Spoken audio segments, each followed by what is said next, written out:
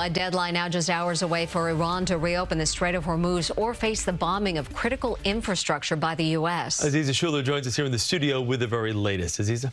Well, Chris and Mary, President Trump is escalating pressure on Iran. He warns if the country does not make a deal or reopen the Strait of Hormuz by his 8 p.m. deadline, the U.S. could strike power plants, bridges, and other infrastructure.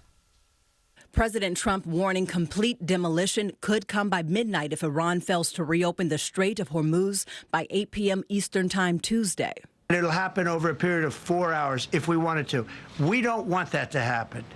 We may even get involved with helping them rebuild their nation.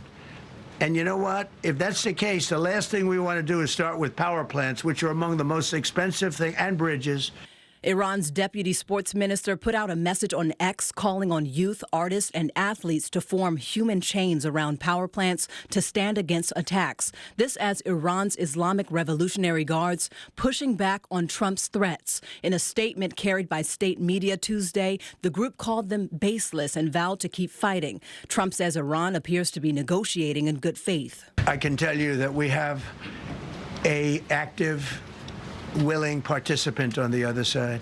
They would like to be able to make a deal. I can't say any more than that. Meanwhile, U.S. and Israeli strikes continue. Iran's Revolutionary Guards intelligence chief is among dozens killed Monday. Israel and America's Persian Gulf allies are now taking the brunt of Iran's retaliatory fire. New details also emerging about the rescue of a U.S. airman shot down over Iran Sunday. The CIA says the weapons systems specialist evaded Iranian troops and climbed a mountain to send an emergency signal.